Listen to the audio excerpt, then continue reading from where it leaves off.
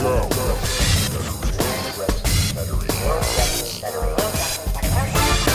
Wrestling Federation.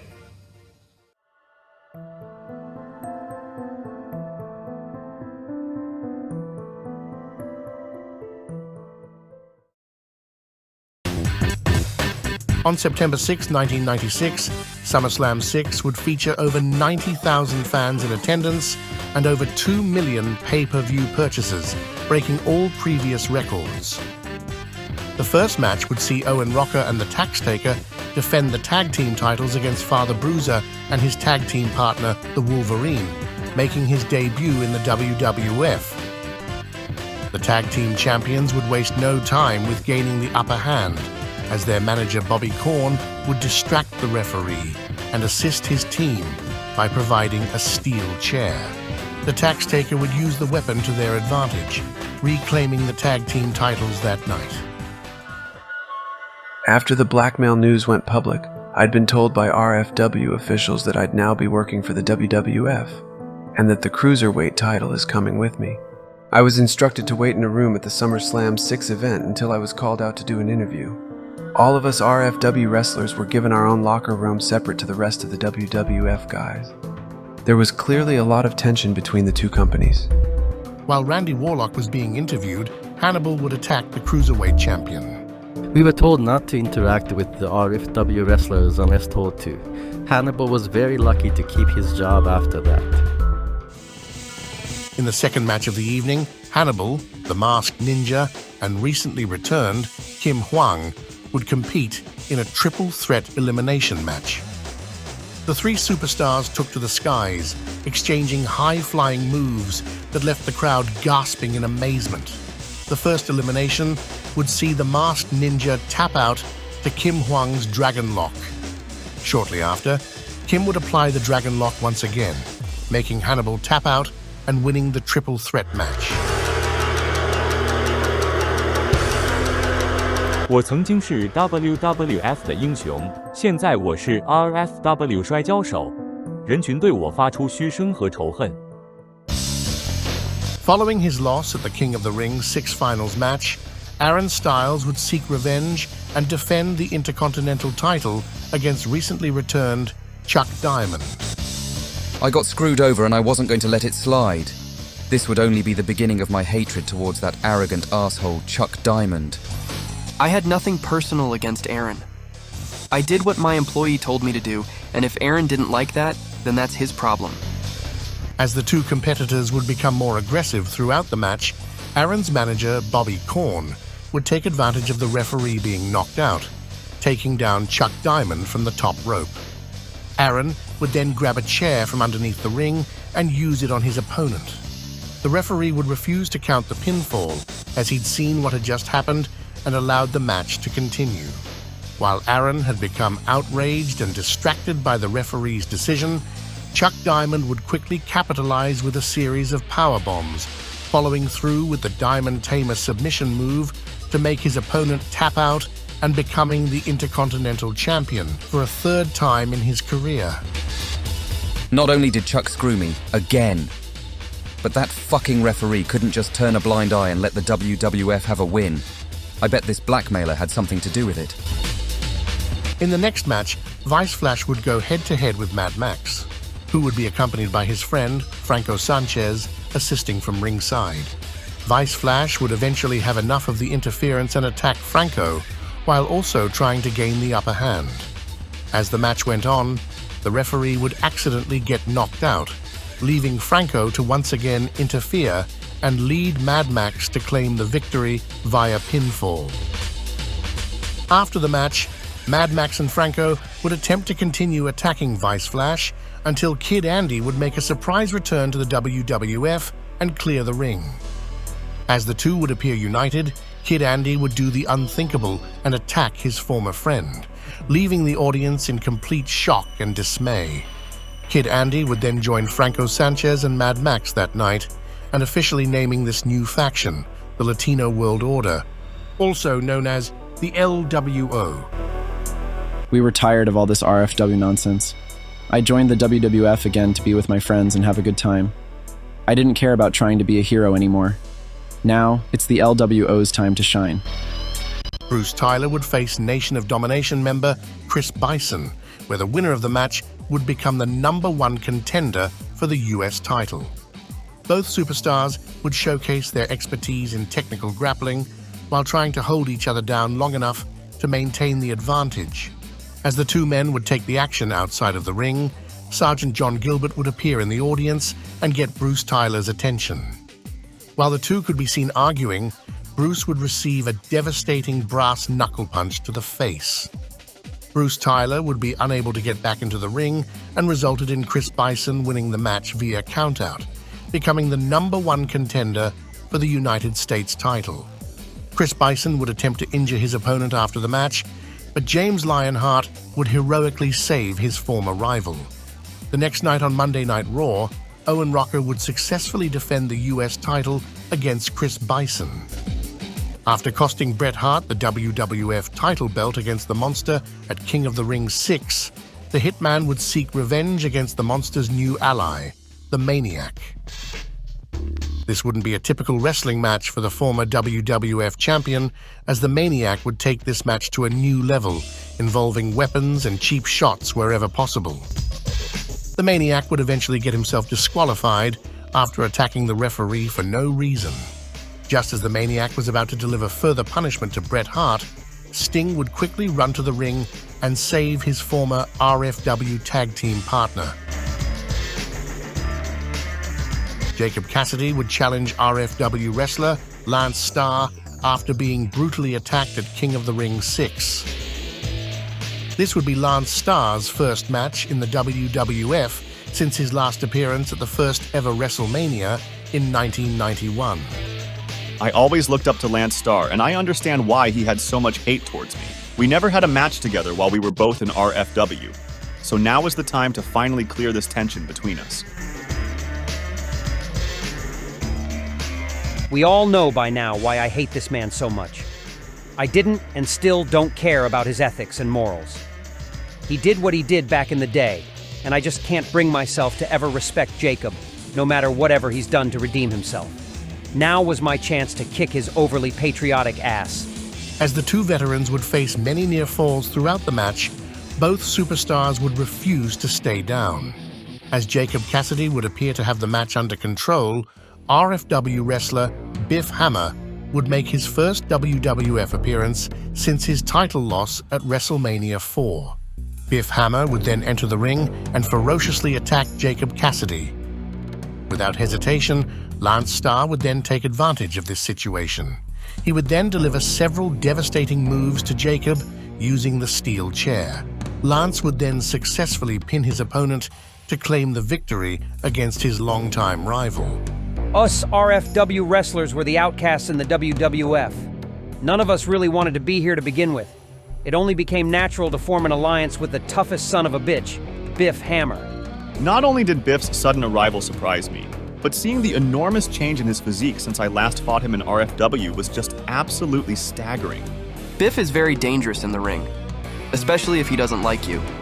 I remember when he beat the crap out of me at the 1993 King of the Ring, and man, I felt those bruises for weeks.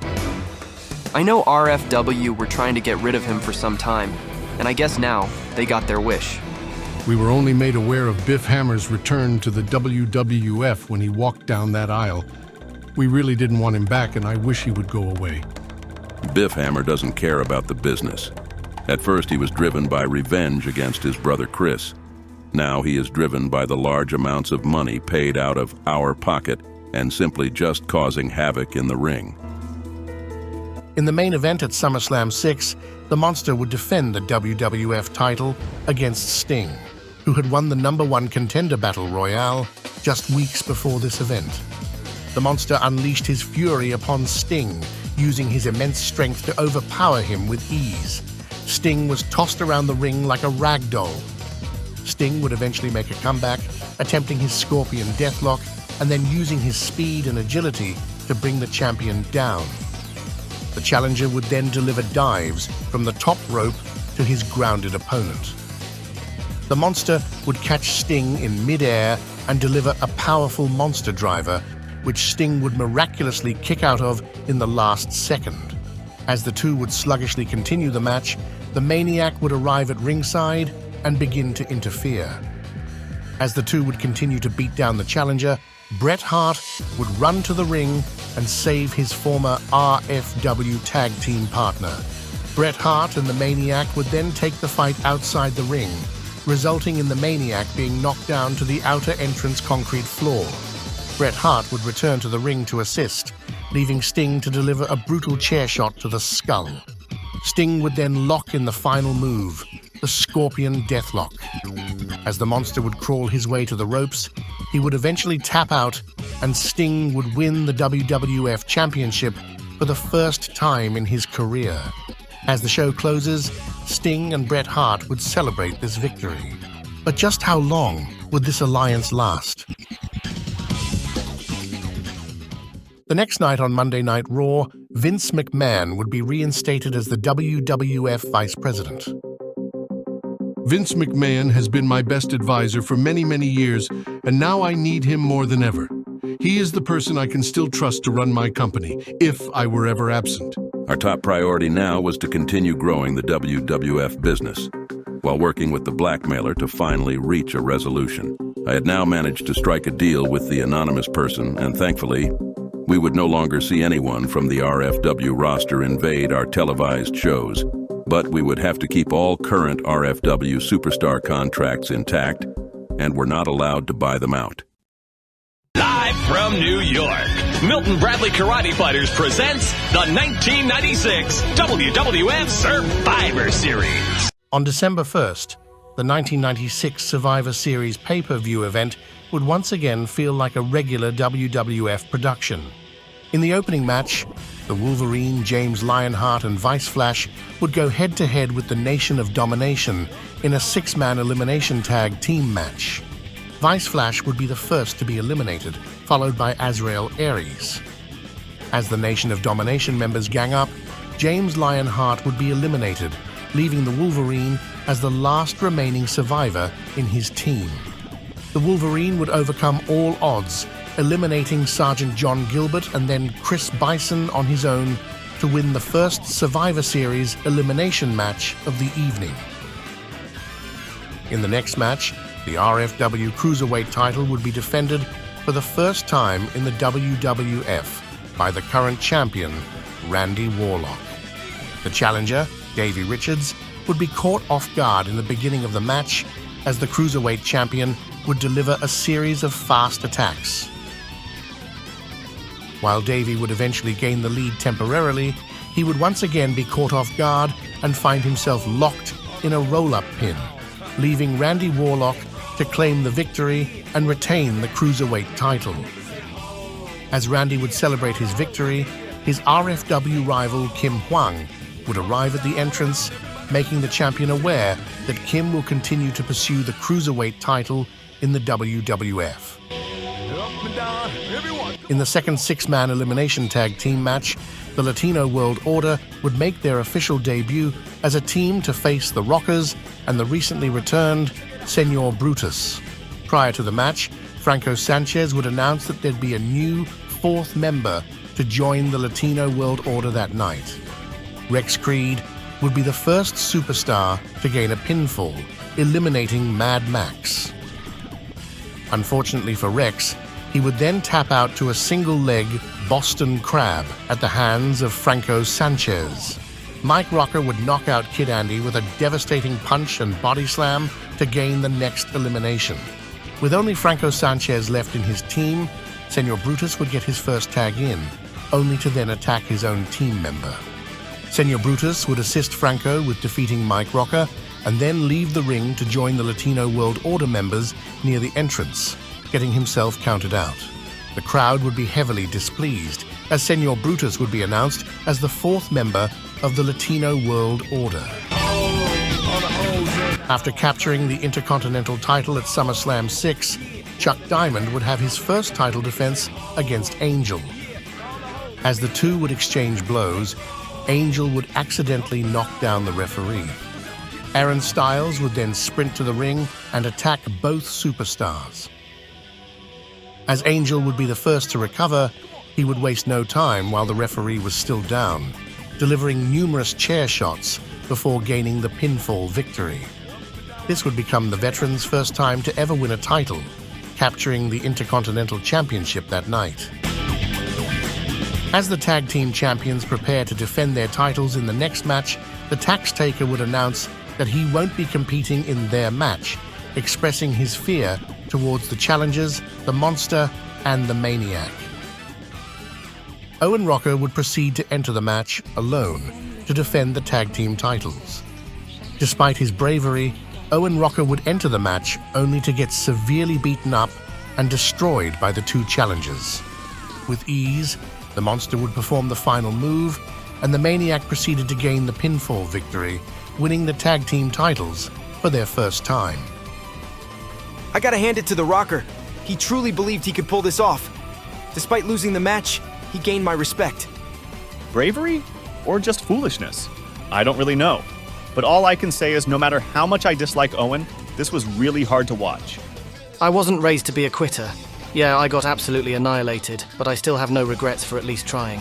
Unlike that coward, the Tax Taker. After this match, Owen Rocker and the Tax Taker would disband. The Tax Taker, also known as Sean Lucky in his early days, would once again be fired by the WWF, having failed numerous drug tests.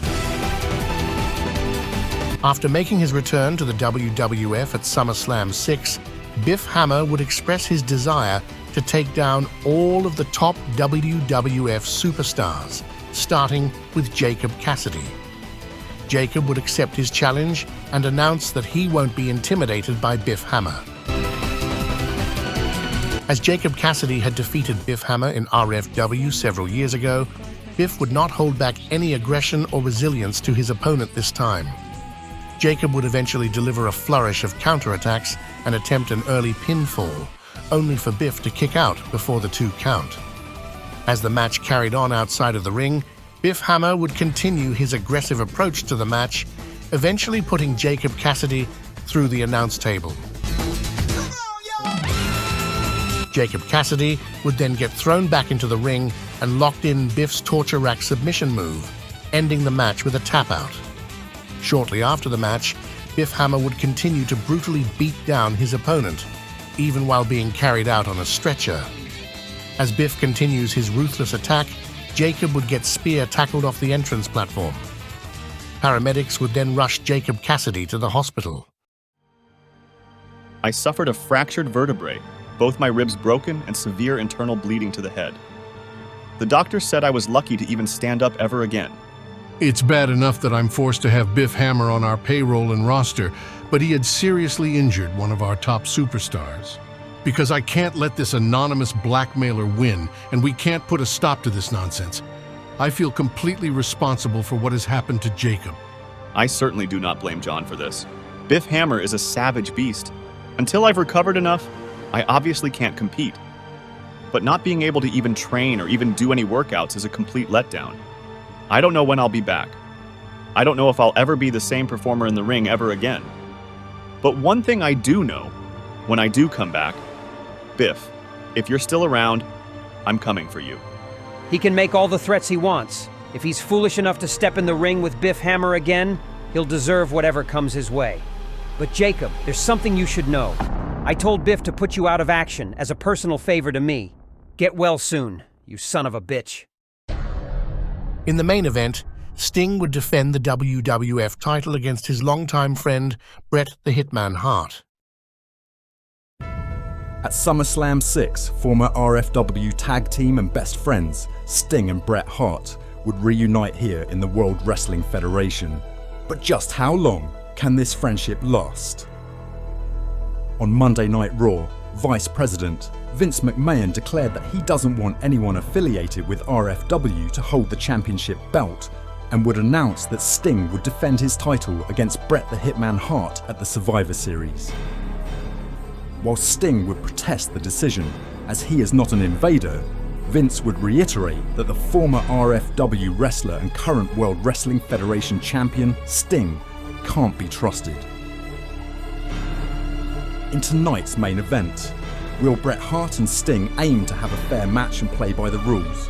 Or will the World Wrestling Federation Championship get in between their friendship.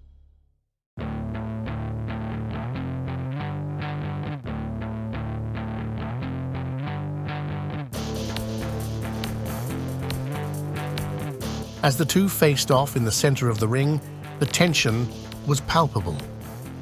Bret, the excellence of execution, was known for his technical prowess and razor-sharp instincts. Sting, the icon, was a master of mind games and high-flying maneuvers. The match was a back-and-forth battle, with neither man able to gain a clear advantage. They exchanged near falls, each trying to wear the other down.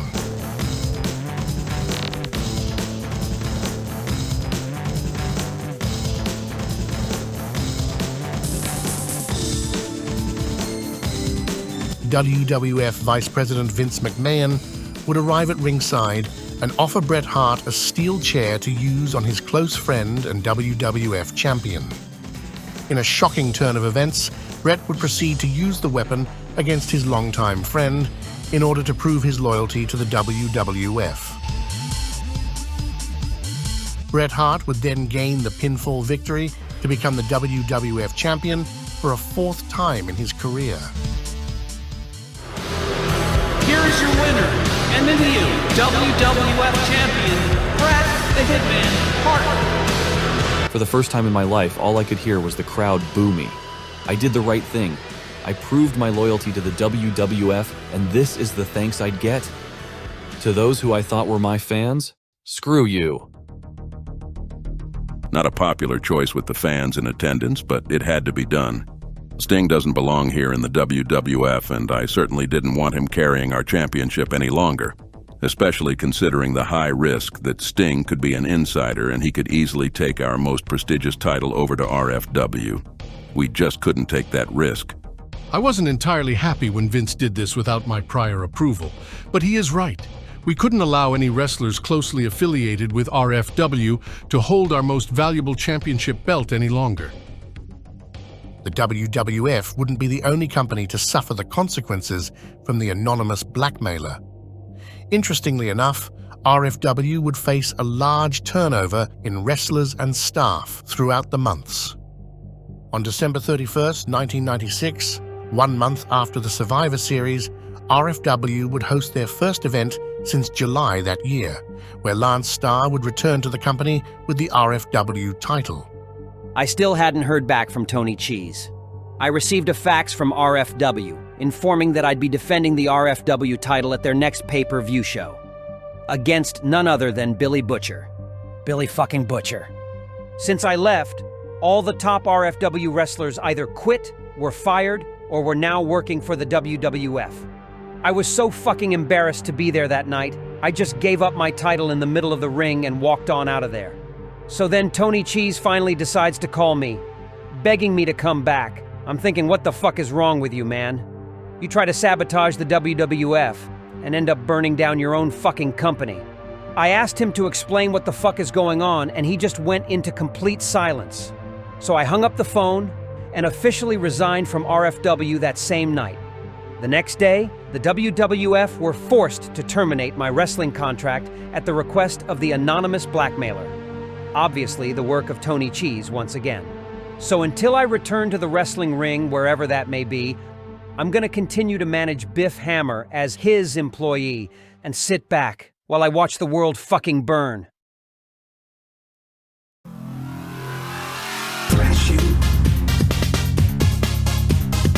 From WWF superstar Vice Flash, his debut album, Funk the Flash, has taken the world by storm, featuring songs such as I'm Gonna Flash You. I'm gonna flash you.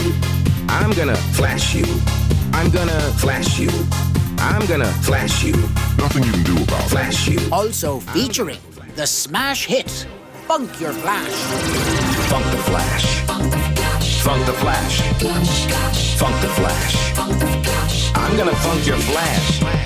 And also including the new hit single, Flash You One More Time. Can I just flash you one more time? Please, please, don't deny. Don't deny. Stop calling the cops on me. Don't call the cops on him. Vice Flash's new album, Funk the Flash, is in stores now. And now, Starburst Fruit Twist presents the 1997 WWF Royal Rumble. As we enter the new year, the Royal Rumble 1997 would take place on the 2nd of February in front of 85,000 fans in attendance. In the weeks leading up to this event, on Monday Night Raw, Bruce Tyler would defeat Owen Rocker for the United States title, only to lose the title several weeks later to Chris Bison. Chris Bison would then hand his United States title belt over to Nation of Domination leader Sergeant John Gilbert. This would cause tension within the faction. The first match of the Royal Rumble would see Sergeant John Gilbert defend the United States title against the Wolverine. The US champion would demonstrate his military style of grappling and execute his cunning tactics to wear down his opponent. Although the Wolverine would be the less experienced superstar in the match, he would strive to stay on his feet and fight back with merciless power. Sergeant John Gilbert would attack the Wolverine with a cheap shot, using brass knuckles to gain the advantage. Vice Flash would then make his way to the ring to even the odds. But the champion's Nation of Domination faction members would also intervene in typical fashion. It would be this very moment where Azrael Aries and Chris Bison would turn on their leader, with former Nation of Domination member Vice Flash joining them in this beatdown. As Sergeant John Gilbert would lay there to take the assault, he would eventually get back on his feet. The Wolverine would then perform the final move, leading to the pinfall victory and capturing the United States title for the first time in his career. This was his third pay-per-view show, and already he'd not only just win the United States title, but he defeated one of the greatest technical wrestlers ever to have stepped foot in the ring. I didn't think I'd lose, but I certainly wasn't expecting my first title win that night. Without Vice Flash's help, I wouldn't have been able to take them all down on my own. In the second match of the evening, a 6-man battle royale would be held to determine the #1 contender spot for the Cruiserweight title. In order to win this match, each superstar must be eliminated over the top rope until there is only one man left standing in the ring. Hannibal would be the first competitor to be eliminated, followed by Davey Richards. As the final 4 square off, Owen Rocker would eliminate the Masked Ninja and Kim Hwang would boot Kid Andy over the top rope. With only Owen Rocker and Kim Hwang left in the ring, the two would waste no time and exchange a variety of high-flying maneuvers and counterattacks. As Owen Rocker would appear to have the advantage, he would foolishly climb the turnbuckle, only for Kim Hwang to quickly drop-kick his opponent out of the ring to win the match. In the next match, Angel would defend the Intercontinental title against Franco Sanchez, who'd be accompanied to the ring by Mad Max. As the two square off, Franco would quickly gain the lead, executing a string of impressive wrestling maneuvers to keep his opponent down. Angel would eventually get back on his feet and begin to take control of the challenger until Franco Sanchez would deliver an illegal low blow. The challenger would proceed to cheap shot his opponent and finish the match with his diving frog splash from the top rope, pinning his opponent and becoming the Intercontinental Champion for the 3rd time in his career. After the match, Franco Sanchez and Mad Max would brutally attack Angel with steel chairs. Chuck Diamond would make his way to the ring, and the Latino World Order would scarcely escape. As it appeared Chuck was there to assist Angel, he would then attack the now former Intercontinental Champion. I did this because I was just frustrated being in the WWF. I wanted to go back to RFW. I don't know why, but this just set me off. Leading up to the Royal Rumble, James Lionheart had challenged Biff Hammer in a one-on-one match, which Biff would happily accept. As the bell rang, Biff Hammer would be quick to take charge over his opponent, using his utter strength and ruthless aggression to gain the early advantage. Within a few short minutes, James Lionheart would be suplexed into the announce table and Biff Hammer would proceed to toy with his opponent. As the match resumed inside of the ring, Biff Hammer would attempt to put his opponent away with the torture rack submission move, only to be taken by surprise with a reversal move, and suddenly pinned by James Lionheart. As the crowd responds with complete shock and praise for the winner, James Lionheart would run out of the arena. Of course he ran away, because he's a sneaky coward and he knows that Biff was about to rip him to shreds. I still had the Royal Rumble match to compete in. I didn't need to prove anything further. The match was done, and I beat his sorry ass again, fair and square. The next match would see the Legion of Doom once again returning to the WWF to face Latino World Order members Mad Max and Señor Brutus in a tag team match. The two teams would lock horns with full aggression, each trying to assert their dominance in the early stages of the match. The Legion of Doom would use their speed and agility to knock Señor Brutus out of the ring, while finishing the match with the Doomsday device on Mad Max, claiming the pinfall victory that night. One half of the tag team champions, the Maniac, would go head-to-head with the crowd favorite, Vice Flash, in a one-on-one match. Both men would go back and forth, with the Maniac using his vicious and forceful approach and Vice Flash using his incredible agility and technique to take down the opponent. With the referee suddenly knocked down, the Monster would interfere and allow the Maniac to quickly gain the advantage, finishing his bloodied opponent with the Maniac Claw and then claiming the victory via pinfall. Ladies and gentlemen, it is now time for the Royal Rumble!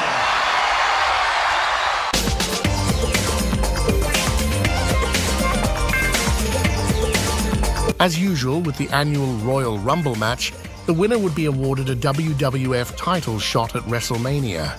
As the final 6 contestants remain standing in the 1997 Royal Rumble, the new United States champion, the Wolverine, would be eliminated by Biff Hammer. James Lionheart would eliminate Aaron Styles, and Chuck Diamond would be eliminated by the Monster. Biff would get payback, as he would then clothesline James Lionheart over the top rope. With the final 2 contenders remaining in the ring, Biff Hammer would narrowly escape the Monster's grip. Lance Starr would pull the ropes down, allowing Biff to eliminate his opponent and win the 1997 Royal Rumble. After the match, Lance Starr and Biff Hammer would continue to attack the Monster and adding further insult by putting him through the announce table. In the main event, Bret Hart would defend the WWF title in a rematch against Sting. Two best friends, torn apart by the conflict between the WWF and RFW. At the 1996 Survivor Series, Bret Hart would prove his loyalty to Vince McMahon, but at the cost of breaking a long-term friendship.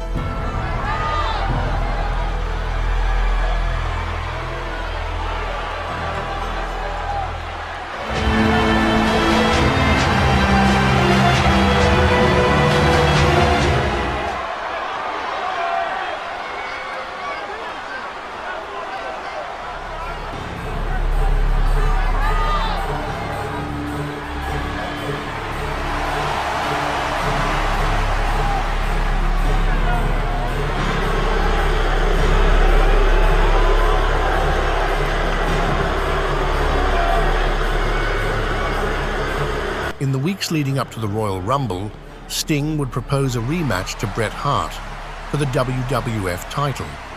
As it was agreed by the champion, Vince McMahon would include one stipulation to the match.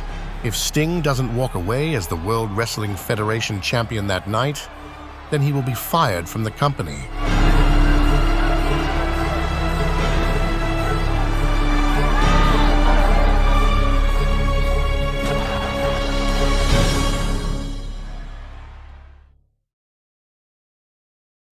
The following contest is for the WWF Championship. Introducing first, the WWF Champion from Calgary, Alberta, Canada, Bret the Hitman Hart.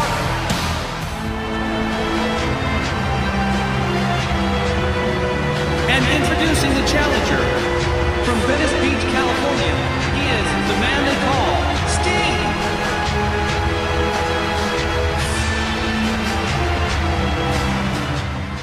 The night before the Royal Rumble event, it would be decided that this would be a Hell in a Cell match in order to keep other superstars from interfering. Here I was again, going against my longtime friend, for the sake of representing the company I work for. I didn't like having to fight Sting again, but he dared to call me a coward. I don't let things like that go. As the two Titans and former best friends would once again clash in the ring, the crowd would roar with excitement. Mixed reactions to both competitors would be heavily expressed by the audience in attendance.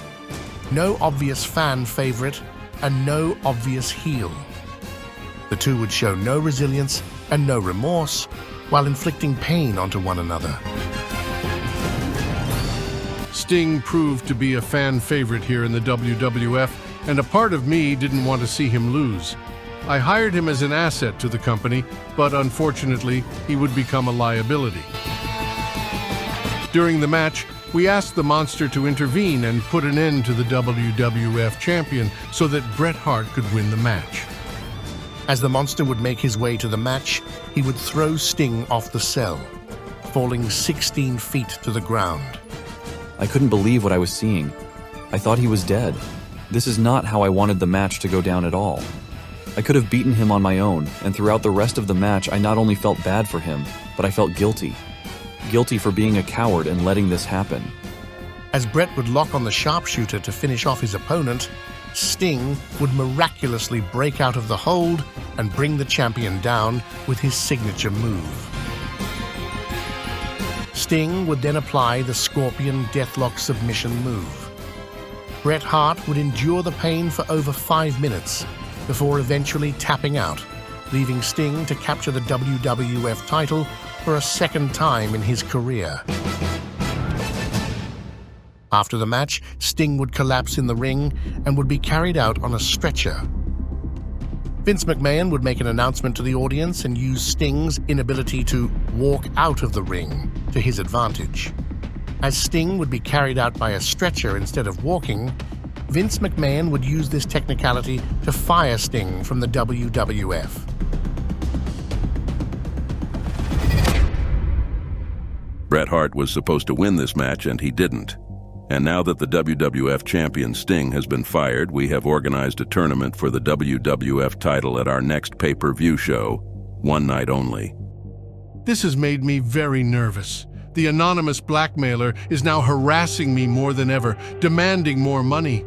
I'm guessing that firing Sting has pissed him off, even though Sting came to the WWF at his own will. I don't know when this is all going to end without having to give up my company. When will this end? My guess is as good as yours. John Laurinaitis is obviously doing his best to protect the company, but it seems to be at the cost of his mental health right now. What does this anonymous blackmailer really want? That is the question. It doesn't look like either the WWF or RFW are gaining any benefit. Perhaps this person is trying to bring down both companies? Like I've said, something isn't adding up, and I sure hope we get answers soon, and that we can continue operating like we used to. Man, I have 8 kids to feed. I worry about my job and the unpredictable nature of this anonymous blackmailer. For all I know, I could be working in RFW tomorrow. Until Tony Cheese drives Laurinaitis and McMahon out of the WWF and takes control of this company, he will not stop. Tony Cheese created RFW, and it just doesn't make any fucking sense why he's sacrificing his company's roster and programming for the sake of playing these mind games with the WWF. At the request of John Laurinaitis, RFW owner Tony Cheese was not to be asked for an interview for this documentary. While the future of the World Wrestling Federation and the blackmail saga remain in question, televised events and pay-per-view shows will continue to run as scheduled. This concludes the WWF Documentary, Volume 4, 1996 to 1997, Part 2. Thank you for watching. This has been a WWF paid presentation.